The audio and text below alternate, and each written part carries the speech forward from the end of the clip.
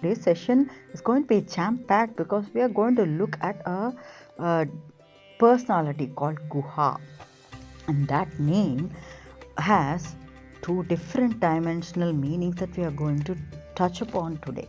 Gold jewelry, that's one perspective. Another approach to the name is that it could be referring to one who has the gold angada, who is hidden in the guha or heart, or one who is concealed to be sought. It is difficult to comprehend, not because it's tough to comprehend, it is because of the veil that we have, the belief systems that we have that are stopping us from reaching the godliness. The godliness is beyond all this, and that's also a reason why it feels like he is kept as a secret.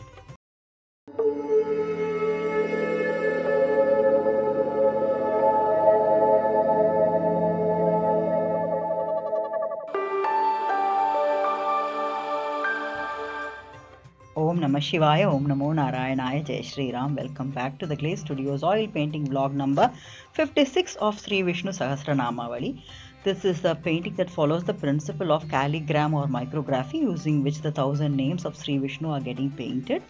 While the painting is in progress, I am also trying to understand the deeper meanings lying underneath these names with the help of scriptures within Sanatana Dharma. And whatever I am learning as an amateur, I am also sharing with you via these weekly vlogs. In a vlog, typically you can expect that I am covering 10 names and the meanings and then taking tangential perspectives within Sanatana Dharma. We have covered names up to 540 in the previous vlogs. So in case you haven't covered them, please do take a look at them first and then come back here, because though that's 10 names and the meanings at a time in each of the vlogs, you will constantly see me referring back and forth to the previous vlogs, just for the reason of the interconnectivity, deeper interconnectivity between these names, and hence there is a deeper meaning lying underneath that could be very useful for your personal or professional life. With that, let's move on to the plan for today. As discussed, we will be starting with 541st name, moving on up to 550th name in today's session. And today's session is going to be jam-packed because we are going to look at a personality called Guha, and that name has two different dimensional meanings that we are going to touch upon today. Without much ado, let's get on to today's session, starting with the names and the meanings first. The 541st name, Om Kanakangadine Namaha, refers to one who has gold jewelry. That's one perspective. Another approach to the name is that it could be referring to one who has the gold angada or armlets. So the armlets is described. So the depiction of the God Vishnu is also an interpretation, or there could also be deeper meanings coming into this names that we have seen. Not necessarily that it means a physical element. There could be deeper meanings, such as the Shankam, Chakram we had looked at in the previous sessions, that they could have different interpretations as well. So maybe it has another reason that we will touch upon in the coming future. With that, let's move on to the 542nd name, which is Om Guhyaya Namaha, refers to one who is known by Guhya or esoteric knowledge conveyed by Upanishads. So the scriptures are conveying an esoteric knowledge, and that is known as Guhya. That is one interpretation. Guha, the name itself, refers to being hidden or one who is hidden somewhere. So here the other interpretation is one who is hidden in the guha or heart, or one who is concealed to be sought. Let's look at the name Guha in deeper sense in a short while from now. So let's move on to the 543rd name, Om Gabiraya Namaha. This refers to one who is deep. That's one interpretation. One who is of profound mastery of beauty attributes such as omniscience, lordliness, strength, and power, and etc. So all these, both internalities and externalities are defined in Gabiraya Namaha, and I think this is also closely connected with the previous name Guhyaya Namaha. Let's move on to the 544th name, which is Om Gahanaya Namaha.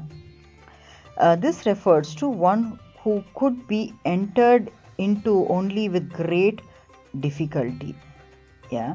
So we had talked about the challenges of reaching the godliness and what is lying between us and the godliness as a veil, a maya, and it's to unlearn certain things or some patterns to be eliminated before we are able to see through, isn't it? So that is the entering through that is being pointed to in this meaning I can interpret. So again, another interpretation also points to similar thought process of being difficult to comprehend. It is difficult to comprehend not because it's tough to comprehend, it is because of the veil that we have, the belief systems that we have that are, stopping us from reaching the godliness. The 545th name is Om Guptaya Namaha. Again, Gupta points to something secretive. So one who is kept as a secret is one interpretation, one who is not an object of words, thought, etc. So words, I think by now, we have tried to interpret the godliness in so many angles. I have used so many words repeatedly as well, but still it looks like, maybe I'm reaching somewhere or maybe not. Yeah. So I think words, thoughts, the godliness is beyond all this, and that's also a reason why it feels like he is kept as a secret. Yeah. 546th name, Om Chakra Gadadharaya Namaha. Chakra. We know the chakra, Sudarshana chakra, yes. Gada is also, it's called a mace, yes. Chakra is that Sudarshana chakra we already know, okay. Gada is a mace, he also has a mace in his hand. Dharaya. Okay, this is a very practical name for us to interpret. Let's look at the meaning. One who has the discus, that is a chakra, and Gada, the mace, in his hand. Yeah, the wheel and the mace is in his hand. Okay, very good. 547th name is Om Vedase Namaha. Refers to one who is the creator or the parent. Another interpretation is one who does vidana or regulation. Vidana or regulation should be the right pronunciation, I suppose. Yes. So he also gives the rules and regulations to interpret, isn't it? Now we move on to 548th name, which is Om Swanghaya Namaha. Refers to one who is self the participant in accomplishing the work. Yes.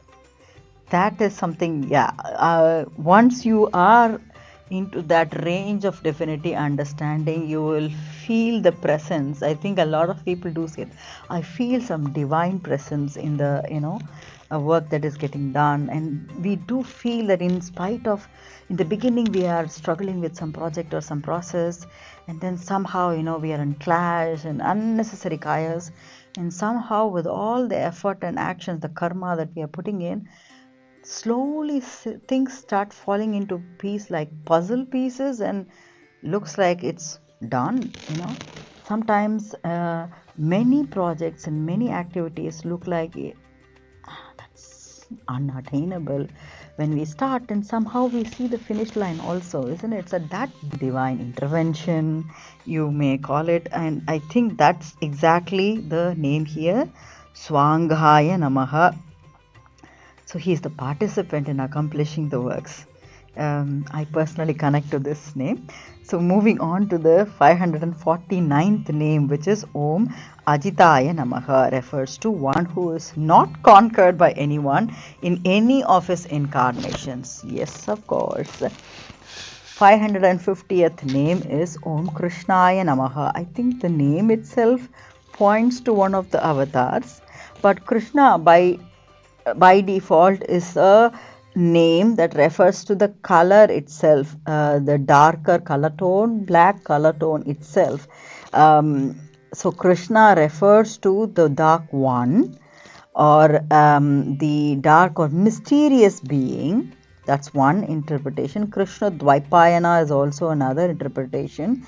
We will go into these details of Krishna maybe in another session when we come to it, but for now we are done with the 10 names and their meanings, and we're ready for Guha.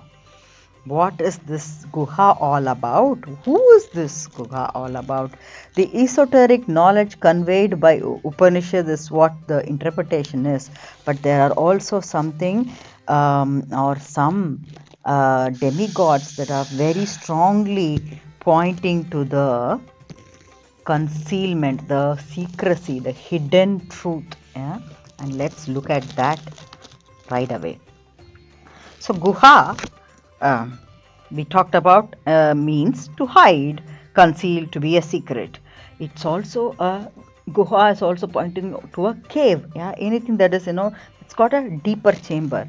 You can think of the deeper chamber within the heart also as Guha. So hidden one per se. There are two personalities that we are going to touch upon today. One is Lord Murugan. We have talked about Lord Kartikeya in one of the sessions. We are now touching upon that because that is one of the Guhas that we will talk about today. And then we also have another Guha in the Ramayana. That is Sri Rama's friend. Let's look at both the Guhas and what are the propensities they are actually bringing about. So Guha as Skanda, Kumaran, Kartikeya is the first topic that we are going to touch. So this is something that you can find in Skanda Purana, Kumara Sambhavam, and similar Tamil scriptures. And first thing is that he is born in secrecy. The birth itself is hidden in a way. So the way Lord Murugan is born, and it's of course he is known as the son of Shiva and Parvati, but the energy is called, the divine energy is so powerful that it was carried out by Agni and deposited in the Ganges, and it is believed to be nurtured by Kritika mothers in Saravana forest. 6 Kritika mothers. That's why he is also known as Kartikeya.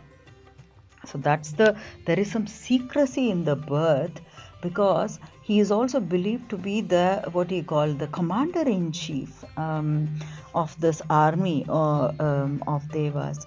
So this god to be given birth to in this form itself, was like a divine protection by itself in secrecy, that he manifests in that secret form. Because it cannot be comprehended easily. In many parts of the storyline of Kartikeya, that is Murugan, you will also see that he is giving advice to his own father and to many other learned people that bow down to him. He is a child form of a boy, but he is bowed down to by great sages and demigods themselves. So there is some potency in him in that manner, and he is also believed to be residing in the cave of our heart. So Hridaya Guha, that's one interpretation. Why is he that born in that secrecy? Because he is also the teacher of the essence of truth and the related elements to truth, to whom he taught his own father. Like I mentioned, he taught his own father. Tamil literature, you will find a lot of elements that he taught his father on very important knowledge. Yes. So that's the highlights of the role that he has played, as a hidden source of true knowledge. So esoteric knowledge that he conveys is the divine is within. There is also the realization of an inner journey. I think the people who are thoroughly in the sadhana or prayer to Lord Muruga, they go into a kind of inner journey, understanding a lot of their own behavior. True knowledge is always silent and hidden, and that's the belief system that this comes from. And his 6 phases, he has 6 phases, 6 propensities that he highlights. And Shanmuga or Murugan, Kartikeya, whatever name you can see, you will always see this 6 phases interpreted in esoteric yogic traditions as the 6 of the 7 chakras being activated. So look at the amount of potency it could create. At the same time, if you activate all of this, not all, but 6 of the 7 important chakras in the body. That is the kind of interpretation that we have for Guha. That is the Muruga or Kartikeya personality, who is also the son of Lord Shiva and Parvati Devi. So with that, we will move on to another Guha who has a very different dimension as such. This Guha is the chief of Nishadas, a forest dwelling tribe. If I have to find a map between these two characters, Kartikeya is born in that secret, Saravana forest in the rivers. That energy is moved on to that river where the Kritikas are mothering the child. Here, this Guha is the chief of forest dwelling tribe. Could there be a connection? Maybe. Yeah, and he is the hunter king, and he rules over a place called Sringiverapuram. Why is that important? Sri Rāmā, Sita Devi and Lakshmana are sent on exile for 14 years, and they are coming out of Ayodhya. They are trying to move into a very quiet place. They are in transition into the forest, and the first move that they make coming out of Ayodhya is also Sringiverapura, where they halt for a while. So